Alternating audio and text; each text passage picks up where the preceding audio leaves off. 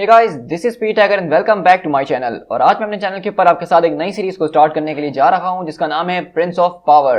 अब आप जैसा कि इस बात को तो जानते ही होंगे कि हमने अपने जो लास्ट 2 एपिसोड शेयर करे थे वो दरअसल हमारे एक हरक्यूलिस की स्टोरी थी, जिसके अंदर हमने देखा कि हरक्यूलिस के मर जाने के बाद अमेडियस चो और बाकी के जो उसके साथ हीरोज थे वो क्या कर रहे हैं। और हमें पता चलता है कि बेसिकली अब अथीना जो सारे के सारे गॉड्स की गॉडेस ऑफ द गॉडेस बन चुकी है और अब वो सबके ऊपर राज कर रही है। लेकिन ओलंपस ग्रुप के अंदर अमेडियस चो ने जो है वो अपनी लीडरशिप की पोजीशन को अपने हाथ में ले लिया है, क्योंकि उसको ये बात पता चलती है कि दरअसल हरक्यूलिस जो मरने के बाद टार्टरस के अंदर तो गया ही नहीं है। तो इस 4 इशू लिमिटेड सीरीज के अंदर हम यही इस बात को देखने वाले हैं कि आखिरकार अमेडियस चो जो है वो ओलंपस ग्रुप में आने के बाद आखिरकार ऐसा क्या कर रहा है जिसके जरिए वो हरक्यूलिस को तलाश कर सकता है। तो हमारे इन 4 एपिसोड्स के अंदर हमारी स्टोरी जो है इसी के अराउंड घूमने वाली है। सो गाइस, मैं आप लोगों से रिक्वेस्ट करना चाहूंगा कि अगर आप लोग मेरे चैनल पे फर्स्ट टाइम आ रहे हैं और आपको नहीं समझ में आ रहा कि यहाँ पे क्या हो रहा है, तो मैं आपको बताना चाहूँ कि हम अपने चैनल के ऊपर मार्वल कॉमिक्स की एक पूरी की पूरी टाइमलाइन को फॉलो कर रहे हैं। और इससे पहले हरक्यूलिस के कुछ बहुत ही ज्यादा जबरदस्त किस्म के इवेंट्स हुए थे और उसके आखिर में हरक्यूलिस की मौत हो जाती है। तो उन सारे के सारे इवेंट्स को आप नीचे डिस्क्रिप्शन में दिए गए लिंक के जरिए देख सकते हैं ताकि आप यहाँ तक हमारी स्टोरी को फॉलो अप कर सकें। तो इसी के साथ मैं उम्मीद करता हूं कि अभी तक आपने चैनल को सब्सक्राइब तो कर ही दिया होगा, लेकिन अगर आपने सब्सक्राइब नहीं किया तो उसकी मुझे बहुत ही ज्यादा जरूरत है। आपके सब्सक्राइब करने से मुझे मोटिवेशन मिलती है डेली बेसिस पे कॉमिक बुक वीडियोस अपलोड करने के लिए। तो जल्दी से सब्सक्राइब कीजिए, फौरन से अपनी इस वीडियो को स्टार्ट करते हैं।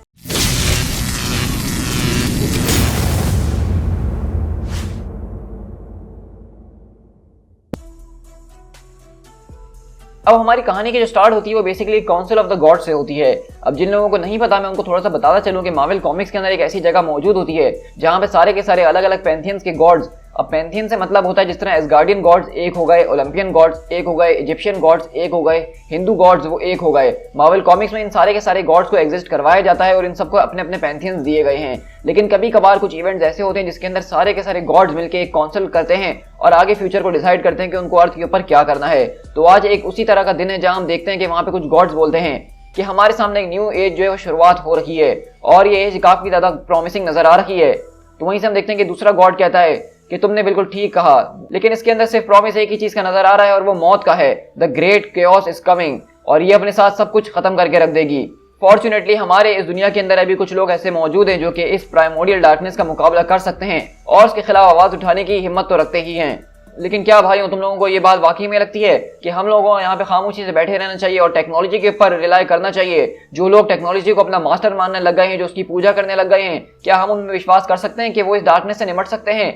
मेरे हिसाब से ऐसा नहीं होने वाला, क्योंकि हम सारे के सारे ऑल फादर्स और हम इस बात को बहुत अच्छे तरीके से जानते हैं कि पावर जो होती है वो सिंबलिज्म के अंदर मौजूद होती है।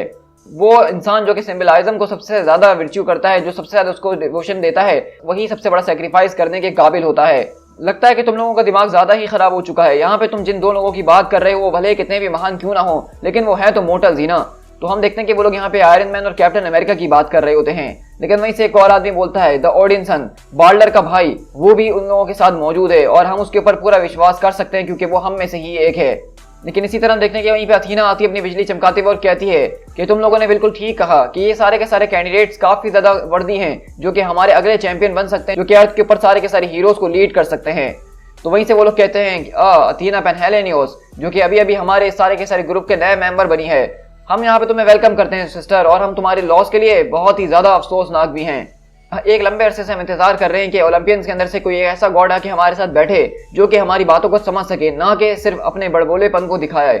तो बताइए गॉडेस ऑफ विजडम, आखिरकार आप इस पूरे के पूरे मैटर के ऊपर किस तरीके से डिबेट करना चाहती हैं?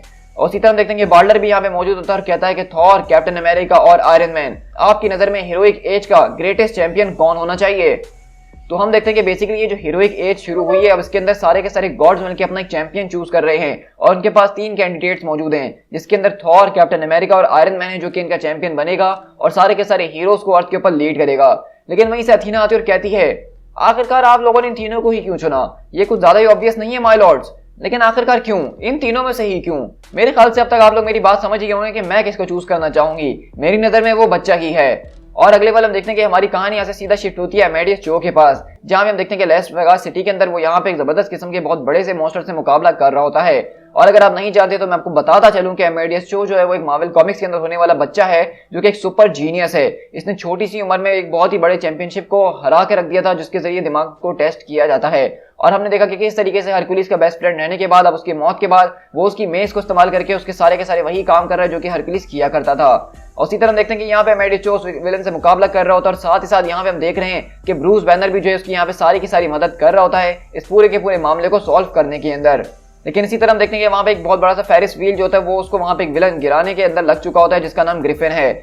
वहीं से अमेडिस बोलता है कि बैनर अब मुझे जाना होगा, वो लड़कियां खतरे के अंदर हैं। उसी तरह हम देखते हैं कि वहीं पे अगले पल अमेडिस जो अपना एक जबरदस्त किस्म का क्वांटम दिमाग चलाता है, और अमेडिस के पास एक ऐसी पावर मौजूद है कि वो किसी भी सिनेरियो के अलग अलग सिनेरियोस को जो है अपने दिमाग के अंदर स्प्लिट सेकंड्स के अंदर ही मेजर कर लेता है, और उसी जरिए वो उस चीज को कर पाता है जो कि करना जरूरी है किसी भी चीज को बचाने के लिए। उसी तरह हम देखते हैं कि अमेडिस जो वहाँ पे जबरदस्त तरीके से अपनी एक मेज को फेंकता है जिसके जरिए वो मेज जो है जाके एक पिलर पे लगती है और वो पिलर टूट के सीधा फेरिस व्हील को जाके सपोर्ट करता है। तो ये बात बताती है कि अमेडिस जो का जो दिमाग है वो एक कंप्यूटर की तरह काम करता है, ना कि एक इंसान की तरह। लेकिन इतनी देर में हम देखते हैं कि वहीं पे ग्रिफिन आता है और उसके ऊपर दोबारा से एक जबरदस्त किस्म का ब्लो मारता है और कहता है तुम्हारी फाइट जो है वो मेरे सामने कुछ भी नहीं है, द केओस किंग जो है वो बहुत जल्द यहाँ पे आने वाला है। जब से ही तुमने इस पूरी की पूरी कॉर्पोरेशन के अंदर अपने हाथ जमाने की कोशिश करी है, तुमने समझा हुआ है कि इस पूरी की पूरी यूनिवर्स के अंदर तुम सिर्फ एक छोटे से मजाक हो और कुछ भी नहीं। तुम्हें नहीं पता है कि आखिरकार क्या चीज तुम्हारे लिए आ रही है, तुम उसको फील नहीं कर सकते हो, लेकिन मैं उसको महसूस कर सकता हूँ, और जब वो चीज यहाँ पे आ जाएगी तो तुम में से कोई भी उसका मुकाबला नहीं कर पाएगा। हाँ, मैं इस बात को जानता हूँ कि अगर हरकुलिस यहाँ पे मौजूद होता तो वो शायद यहाँ पे कभी आने की हिम्मत तक ना करता, लेकिन अब जैसा कि हरकुलिस मर चुका है तो उसको आने में यहाँ पे कोई भी देर नहीं लगने वाली है। तो हम देख रहे हैं कि यहाँ पे ग्रिफिन जो एक तरह से पोजेस हुआ है और वो कुछ अजीब और गरीब बातें कर रहा है जो कि वो कभी नहीं करता था, और वो यहाँ पे किसी केओस किंग के आने की बात कर रहा है। लेकिन वहीं पे अमेडिस जो आके उसके मुंह पे एक जबरदस्त तरीके से मेस मार के उसको बेहोश कर देता है और कहता है कि मैं तुमसे बाकी बात तब करूंगा जब तुम होश में आओगे। लेकिन वहीं से अथीना आती है और कहती है थैंक्स अ लॉट, क्योंकि पिछले 8 घंटों से मैं सारे के सारे गॉड हेड्स की काउंसिल को ये बात कन्विंस करने की कोशिश कर रही थी कि तुम ही हमारे नए चैंपियन हो जो कि इस एरा को लीड करोगे, लेकिन उन लोगों को ये बात समझ में नहीं आ रही थी, और मैं उनको बता रही थी कि किस तरीके से इस एरा के अंदर हमें हीरो ऑफ माइंड चाहिए, ना कि हीरो ऑफ स्मैशिंग चाहिए। लेकिन एनीवेज तुमने यहाँ पे दोनों काम एक साथ ही करके उनको दिखा दिए। तो ऐसे अमेडिस बोलता है कि हे, पिछले 3 हफ्तों के अंदर मेरे साथ बहुत कुछ हुआ है। मेरी गर्लफ्रेंड ने मेरी मेंटर को मारने की कोशिश करी, मेरा बेस्ट फ्रेंड जो वो वेपराइज हो गया, और इस पूरी की पूरी दुनिया के अंदर जो अजीब व गरीब मिथोलॉजिकल क्रिएचर्स घूम रहे हैं, वो जो अजीब व गरीब मॉन्स्टर्स हैं, मैं उनको पकड़ने के अंदर अपनी कोशिशें कर रहा हूँ। तो हाँ, इस वक्त मेरा गुस्सा बहुत ही ज्यादा बनता है, और अगर तुम मुझे यहाँ पे कोई और टेस्ट करने के लिए आई हो तो मैं यही कहूंगा कि आज वो दिन बिल्कुल भी अच्छा नहीं थी ना, क्योंकि मैं इसके मूड में नहीं और मुझे एक ब्रेक की जरूरत है। तो वहीं से अथीना बोलती कि आज जो ग्रिफिन ने ये सारा का सारा रैम्पेज करा है इसके अंदर मेरा कोई लेना देना नहीं है, और ना ही ये किसी किस्म का कोई टेस्ट था। तो अमेडिस बोलता है कि हाँ, अगर तुम इस चीज का सोर्स नहीं थी, तुमने ये चीज करी नहीं थी, तो कम से कम तुम इस चीज का सोल्यूशन तो बन ही सकती हो ना। लेकिन तुम तो अपने गॉड की सारी काउंसिल के अंदर अपना टाइम बिताना चाहती हो, ना कि यहाँ पे आके मेरी मदद करना चाहती हो। तो वहीं से अथीना बोलती है कि मैं इस बात की उम्मीद कर रही हूँ कि मैं बहुत जल्द इन सारी की सारी चीजों को चेंज कर दूं, लेकिन अभी के लिए तुम्हें सिर्फ एक ही बात को जानना होगा कि मोर्टल्स को हमेशा अपने आप को बचाना सीखना ही होगा। हम गॉड्स उसके अंदर बार बार इंटरफियर नहीं कर सकते हैं। जब तक तुम इस रिस्पॉन्सिबिलिटी को एक्सेप्ट नहीं करते हो तो बार बार तुम गिरते रहोगे, और इस बात को याद रखना कि अगर तुम हमेशा गॉड्स के आश्रय में बैठे रहोगे तो तुम कभी किसी काम के नहीं रहोगे। और इसी तरह हम लोग यहाँ से गामा वर्ल्ड न्यू मैक्सिको के अंदर शिफ्ट होते हैं, जो कि वो जगह है जहाँ पे ब्रूस बैनर ने अपना एक तरह का बेस बनाया हुआ है, और हम देख रहे हैं कि अमेडिस जो है वो बेसिकली ब्रूस बैनर के साथ ही काम कर रहा है और उसके ही बेस में उसके साथ सारी की सारी चीजें कर रहा है। और हम देखते हैं कि यहाँ पे हीबी भी मौजूद होती है और वो उसको सारी की सारी डिटेल्स बता रही होती है जो कि उसकी कंपनी को एक तरह से संभाल रही है। इनके आप समझ सकते हैं कि अमेडिस जो इस वक्त सीईओ बना हुआ है ओलंपस ग्रुप का, तो वो उसकी पर्सनल असिस्टेंट है जो कि उसको सारी की सारी चीजें गाइड कर रही होती है। लेकिन इतनी ही देर में देखते हैं कि वो बैनर के पास पहुंचता और कहता है कि सब कुछ कैसा चल रहा है बैनर। तो वहीं से वो कहता है कि मेरे पास एक अच्छी खबर भी है और एक बुरी भी, तो कौन सी पहले बताऊं। तो अमेडिस बोलता है कि मेरे ख्याल से मेरा दिन वैसे इतना बुरा गुजरा है, तो पहले हम अच्छी खबर से स्टार्ट करते हैं। तो बैनर बोलता है कि चलो, आखिरकार $5 ट्रिलियन को लगाने के बाद मैंने इस डैम चीज को बना ही लिया है। और हम देखते हैं कि वहां पे बेसिकली ब्रूस बैनर ने एक तरह का हर कोलाइडर सिंक्रोट्रॉन बनाया है जो कि हरकुलिस के नाम पे ही उसने रखा है, और कहता है कि ये जो चीज मैंने बनाई है वो इतनी ज्यादा कैपेबल है कि ये पूरी की पूरी मल्टीवर्स के अंदर हर एक छोटी सी छोटी चीज को भी डिटेक्ट कर सकती है, उसको स्कैन करके बता सकती है कि इस वक्त वो कहाँ मौजूद है। तो ही भी बोलती है $500 ट्रिलियन। तो इसे अमेडिस बोलता है कि एक्चुअली वो यहाँ पे बात कर रहा है 6343423333832.7 सेंट्स की। तो वैसे ही भी बोलती है कि अमेडियस, तुम जो हो इस वक्त प्रिंस ऑफ पावर हो, और अब तुम्हें जो है पूरी की पूरी लेगेसी दी गई है हरकुलिस की संभालने के लिए, तो तुम इस तरह से ओलंपस ग्रुप का सारा पैसा डिस्ट्रॉय नहीं कर सकते हो। तो इसे अमेडिस बोलता है कि देखो, इस बात को तो जान लो कि इस पूरी की पूरी मल्टीवर्स के अंदर सिर्फ एक ही प्रिंस ऑफ पावर मौजूद है और वो मैं तो नहीं हूँ। तो वहीं से ही भी बोलती है कि आखिरकार तुम क्या करना चाह रहे हो अमेडियस। तो अमेडिस वहां मुस्कुराते हुए बोलता है कि देखो, यहाँ पे सिर्फ एक ही चीज मैटर करती है ही भी, कि हमें हरकुलिस को ढूंढना ही होगा। तुम्हें याद है कि जब मैं हेडिस के अंदर गया था उससे गुड बाय करने के लिए, तो वहीं से कहती कि हाँ मुझे याद है, वो तो उसी दिन की बात है ना जब तुमने वहां पे एक पोर्टल खोल के गए थे। तो वहीं से वो बताता है एमेडिस्टो कि हाँ मैं वहां पे गया तो था उसको गुड बाय करने के लिए, लेकिन जब मैं वहां पे पहुंचा तो वो वहां पे कभी मौजूद ही नहीं था। तो ही भी बोलती कि तुम्हारा मतलब कि वो मरा नहीं है, तो आखिरकार तुमने मुझे ये बात पहले क्यों नहीं बताई थी। तो इसे मेडिस बोलता है कि देखो मैं ये बात जो हूँ अथीना के सामने नहीं करना चाहता था, मैं नहीं चाहता था कि उसकी भनक भी लगे। तो वहीं से हम देखते हैं कि ही भी काफी ज्यादा खुश हो रही होती है, कहती है कि मुझे बताओ कि आखिरकार वो कहाँ है, वो कहाँ है, वो कहाँ है। तो वहीं से मेडिस बोलता है कि बैनर क्या तुम हमें कुछ बता सकते हो। तो बैनर बोलता है कि वेल यही तो मेरी दूसरी बैड न्यूज है जो कि मैं तुम्हें बताना चाह रहा था। और इसी तरह हम लोग यहाँ से अगले पल शिफ्ट होते हैं New York city the Olympus group की बिल्डिंग के अंदर, जहां हम देखते हैं कि सब बेसमेंट 4 के अंदर एमेडिस्टो यहाँ पे मौजूद होता है, जो कि एक इनकी होल्डिंग फैसिलिटी है जिसको इन्होंने नाम दिया है द न्यू टार्टरस। और इस तरह हम देखते हैं कि बेसिकली एमेडिस्टो सेल के बाहर बैठ के उससे सॉरी करने की कोशिश कर रहा होता है, और इस सेल के अंदर दरअसल कोई और नहीं बल्कि डेफनी गॉर्गन होती है। आपको नहीं पता तो मैं आपको बताता चलूं कि एमेडिस्टो की एक एक्स गर्लफ्रेंड रह चुकी है, लेकिन ये बाद में अथीना को मारने के लिए इतना ज्यादा ऑब्सेस्ड हो गई थी कि एमेडिस्टो ने इससे अपना रिलेशनशिप वगैरह सब खत्म करा और उसको अंदर जेल में डाल दिया। और अब देखते हैं कि एमेडिस उसको यही समझाने की कोशिश कर रहा होता है कि तुम्हारे पास अभी भी एक मौका है, तुम चाहो तो ये सब कुछ छोड़ सकती हो, तुम्हें अथीना से इतनी नफरत करने की कोई जरूरत नहीं है, उससे तुम्हें कुछ हासिल नहीं होगा, तुम चाहो तो हम दोनों हो सकते हैं और दोबारा से एक साथ रह सकते हैं, लेकिन उसके लिए तुम्हें वो सब खत्म करना पड़ेगा जो तुमने शुरू किया था। डेफिनी क्या तुम मेरी किसी बात का जवाब दोगी। लेकिन हम देखते हैं कि डेफिनी उसकी सारी बातें सुन रही होती है, लेकिन उसका कोई असर उसके ऊपर नहीं हो रहा। और हम देखते हैं कि वो वहां पे किताब पढ़ रही होती है जिसके ऊपर लिखा होता है how to kill a god. तो इस बात से अंदाजा लगा सकते हैं कि डेफिनी का कोई प्लान नहीं है एमेडिस्टो की बात सुनने का। इसी तरह हम देखते हैं कि एमेडिस्टो यहाँ पे मौजूद होता है और यहीं पे अगले पल ही भी आती है और कहती है एमेडियस तुम्हारी 4 o'clock वाली मीटिंग यहाँ पे आ चुकी है, जो कि मिस्टर वाली हाफलिंग है। आप जैसा कि जानते होंगे कि ये एक आसगार्डियन नोबल मैन है जिनको एसगार्ड से बाहर निकाल दिया गया था और तब से ही ऐसे ही भटक रहे हैं। लेकिन वहीं से एमेडिस्टो उसके ऊपर आता है अटैक करने के लिए और कहता है हे भी फौरन से पीछे हटो। और हम अगले पल देखते हैं कि एमेडिस्टो उस जबरदस्त किस्म की मेज के साथ एक जबरदस्त किस्म का ब्लास्ट उसके ऊपर बरसाता है। लेकिन वहीं से हाफलिंग बोलता है हाँ मुझे लगता है कि तुमने शायद अपने ही काउच को आग के ऊपर जला दिया है। तो वहीं से एमेडिस बोलता है कि तुम आखिरकार यहाँ पे होलोग्राम के जरिए आए हो, उसको मैं क्या समझ सकता हूँ। तो वहीं से वो बोलती कि एमेडियस तुम आखिरकार कर क्या रहे हो, वो हमारे मेहमान है, तुम इनसे इतना रूट क्यों हो रहे हो। तो वहीं से एमेडिस बोलता है कि देखो हे भी तुम इस वक्त इससे बात कर रही हो, वो इस दुनिया के ऊपर होने वाला हल्क का नंबर 1 फैन है, और मैं सच कहूं तो मैं इस पैंथियन के बारे में बहुत अच्छे तरीके से जानता हूं कि ये कौन है और क्या नहीं है। ये एक बहुत ही खतरनाक किस्म का जोकर है जो कि अपने टाइम के अंदर हजारों लोगों को जान से मार चुका है ओवर द मिलीनिया। तो वहीं से वाली बोलता है कि हाँ अगर तुम अपनी छड़ी को इसी तरह से घुमाते रहोगे तो बहुत जल्द मेरे करीब पहुंच ही जाओगे।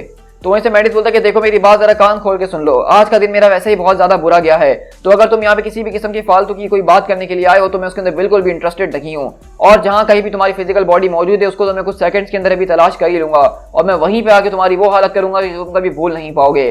तो वहीं से वाली बोलता है कि चलो आज कुछ नया आजमा के देखते हैं ना, मैं आज तुम्हें उस बात के बारे में बताने वाला हूँ जो चीज तुम्हें चाहिए, और उसके बाद मैं तुम्हें वो चीज दे भी दूंगा जिसकी तुम्हें तलाश है। क्या बैनर की फाइल्स ने तुम्हें ये बात बताई कि आखिरकार ओडिन और असीर ने मुझे और सबने छोटे से हेवन से बैनिश किया क्यों था। मुझे लगता है कि उसकी फाइल्स में ये रिकॉर्ड मौजूद नहीं होगा, क्योंकि मैं वो एक ऐसा अकलौता गॉड था जिसने दूसरे गॉड्स को चैलेंज किया था मेडियस, क्योंकि उन लोगों को बहुत सी बातों का जवाब देना था, लेकिन वो जवाब किसी बात का नहीं देते हैं। वो सिर्फ एक कलेक्शन ऑफ गॉड्स है जो कि अपनी काउंसिल्स को चलाते हैं और कुछ ऐसे फैसले लेते हैं जिसको हमें मानने पे मजबूर किया जाता है, लेकिन उन फैसलों के पीछे क्या लॉजिक है वो उस बात का कभी जवाब नहीं देते हैं। एक गॉड का क्या काम है कि वो अपने वर्शिपर्स की मदद करे, लेकिन नहीं, वो ऐसा बिल्कुल भी नहीं करते, बल्कि उनको तो इस बात की परवाह भी नहीं है कि मोर्टल्स दुनिया के अंदर क्या कर रहे हैं और क्या नहीं कर रहे हैं। उनको परवाह तभी होती है जब उनकी पूजा की जाती है, जब उनके लिए सैक्रिफाइसेस किए जाते हैं, उसके बगैर वो इंसानों के ऊपर नजर डालना भी पसंद नहीं करते हैं। बस वो वहां पे अपनी काउंसिल ऑफ गॉड्स के अंदर बैठे रहते हैं और ऐसा बिहेव करते हैं कि जैसे वो सब चीज के ऊपर हैं और इंसान उनकी नजर में कुछ भी नहीं है। तो इसे मेडिस बोलता है कि हाँ मैं तुम्हारी इन बातों को समझ रहा हूँ, एक सुपर विलन की डिक्शनरी के अंदर ये सारे के सारे आम सी बातें हैं जिसके जरिए वो विलन बनता है, तो बताओ कि तुम्हारी इन सारी की सारी बातों का मकसद क्या है। तो वहीं से वाली बोलता है कि देखो तुम मेरी बात को समझ नहीं रहे हो मेडियस, मैं यहाँ पे सारी की सारी बातें फजूल में नहीं कर रहा हूँ, तुम भी इस बात को जानते हो कि बहुत जल्द तुम भी एक गॉड बनने वाले हो। देखो इन सारी की सारी चीजों को पाने के लिए, एक गॉडहुड को पाने के लिए तुम्हें सिर्फ कुछ स्पेशल इंग्रेडिएंट्स की जरूरत है, और तुम्हें इस बात का पता भी नहीं कि वो तुमसे कितने ज्यादा करीब हैं। जैसा कि तुम जानते हो कि तुम्हारी लवली असिस्टेंट हीबी जो है उसके पास रेसिपी मौजूद है एम्ब्रोसिया की, वो एक ऐसा नेक्टर ऑफ द गॉड्स है जिसके जरिए कोई भी ओलंपियन उस नेक्टर को पीता है तो मौत उसके करीब तक नहीं आती और वो कभी बूढ़ा नहीं होता है।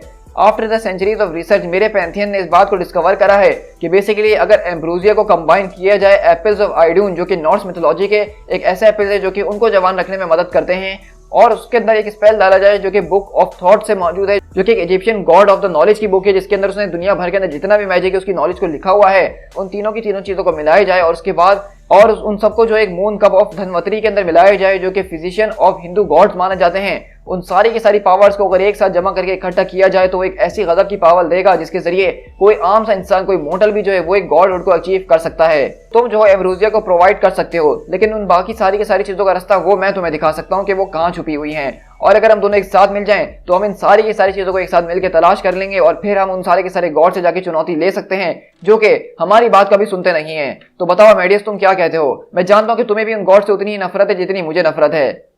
लेकिन वहीं से अमेडियस बोलता है कि जरा एक मिनट, मुझे इसके बारे में सोचना होगा। लेकिन अगले पल हम देखते हैं कि वहां पे अचानक एक जबरदस्त किस्म की बिजली गिरती है और वो वहां पे हाफलिंग जोर से चिल्लाता है। और अमेडियस बोलता है कि देखो, सच कहूं तो मैं अकेले काम करना ज्यादा पसंद करता हूं। तो वहीं से ही भी बोलती है कि ये क्या हुआ है अभी भी?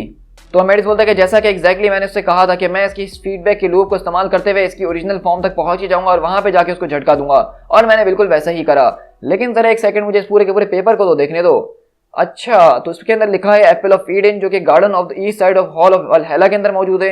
ऑफ कोर्स वो तो वहीं पे मौजूद होंगे। तो वहीं से ही भी बोलती है जरा एक मिनट, क्या तुम सच में इसके प्लान को एग्जीक्यूट करने के बारे में सोच रहे हो?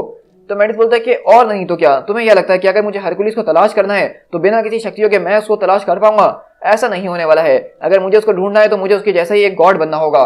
तो ये भी बोलती है कि देखो, मुझे नहीं लगता कि ये तुम्हारा एक अच्छा आइडिया है, क्योंकि आज से पहले किसी ने भी इस तरह के काम करने की कोशिश नहीं करी है। मुझे नहीं लगता कि तुम्हें गॉड बनना चाहिए अमेडियस। लेकिन वहीं से अगले पल अमेडियस जो अपना टेलीपोर्टेशन ऑन करता है और कहता है कि कम on Hebe, you are the goddess of youth. तुम इस बात को जानती हो कि आखिरकार एक गॉड के लिए जवान रहना कितना ज्यादा जरूरी है। फौरन से सिक्योरिटी को यहाँ पे बुलाओ और इन सारे के सारे लोगों को उठा के न्यू टार्टरस के प्रिजन के अंदर बंद कर दो। जब तक मैं यहाँ पे वापसी नहीं आता हूँ तो इस बात को मेक श्योर करना कि कोई भी जागे नहीं। और इसी तरह हम यहाँ से अगले पल एसगार्ड के ऊपर शिफ्ट होते हैं और यहाँ पे हमें दिखाया जा रहा है कि अभी हमारे पास सीज का इवेंट नया नया खत्म हुआ है और एसगार्ड अभी भी जो अपने आप को रीबिल्ड कर रहा है। और हेमडाल यहाँ पे खड़े होकर लोगों की मदद कर रहा होता है ब्रोकस्टोन की। लेकिन इतनी देर में अचानक उसको किसी चीज के बारे में पता चलता है, क्योंकि उसको घास के हिलने की आवाज आती है और एयर डिस्प्लेसमेंट को वो महसूस कर पाता है। लेकिन हम देखते हैं कि वहीं से मेडिस जो अपने टेलीपोर्टेशन का इस्तेमाल करता है और अगले पल वो अपने टेलीपोर्टेशन को उतनी ही स्पीड से गायब करता है जिससे वो पूरा का पूरा जो इफेक्ट होता है वो गायब हो जाता है। और एक तरह से देखा जाए तो मेडिस जो ने अपने दिमाग की मदद से हेमडाल तक को धोखा दे दिया है। और उसी तरह हम देखते हैं कि मेडिस जो अपने उसी टेलीपोर्टेशन का इस्तेमाल करते हुए अलग अलग जगहों पर रुकता है और बीच में आखिरकार वो अपने उस ट्री के पास पहुंचता है। लेकिन वहीं से मेडिस जब उस पेड़ के पास पहुंचता है तो लिखा होता है द एप्पल्स। आखिरकार वो यहाँ से कहाँ गायब हो चुके हैं। और हम देखते हैं कि जब वो वहाँ उस पेड़ के पास जाता है तो वहाँ पे एक नोट लिखा होता है कि आई कांट बिलीव कि तुम सच में मेरे इस पूरे के पूरे ट्रैप के अंदर फंस गए हो, वाली हाल्फलिंग। तो हम देखते हैं कि मेडिस को गुस्सा आता है और वो कहता है कि ग्रेट, लगता है कि मेरा एक डेमी गॉड वर्जन मौजूद है जिसने मुझे ही पागल बना दिया। लेकिन इतनी देर में हम देखते हैं कि वहीं पे एक औरत आती है इस गार्डन और कहती है वो देखो एक चोर, उसने हमारे सारे के सारे एप्पल्स ऑफ इमोर्टिलिटी को चुरा लिया है। और इसी तरह हम देखते हैं कि वहां पे सारे के सारे लोग इस बात को समझ रहे हैं कि मेडिस चो ने उन सारे के सारे एप्पल्स को चुराया है। और इसी तरह हम देखते हैं कि वहीं पे अगले पल माइटी थॉर पहुंचता है अपने हैमर को घुमाते हुए और कहता है मेडिस चो, ये जो तुम्हें नई नई शक्ति मिली है गॉड की, क्या उसने तुम्हारे दिमाग को ज्यादा ही खराब कर दिया है? जो तुम्हारी इतनी ज्यादा हिम्मत हो कि तुम मेरे डियरेस्ट फ्रेंड हरकुलिस का नाम बदनाम करने के लिए मेरे यहाँ घर तक पहुंचे आए हो और हमारे सारे के सारे एप्पल्स को चुराने की हिम्मत करते हो? माइटी थॉर जो है वो तुमसे इस बात का हिसाब जरूर लेगा जो तुम आज यहाँ पे करने की सोच रहे हो। और इसी तरह हम देखते हैं कि यहाँ पे थॉर को ऐसा लग रहा है कि मेडिस चो ने ही उस सारे के सारे एप्पल्स को गायब किया है। To be continued.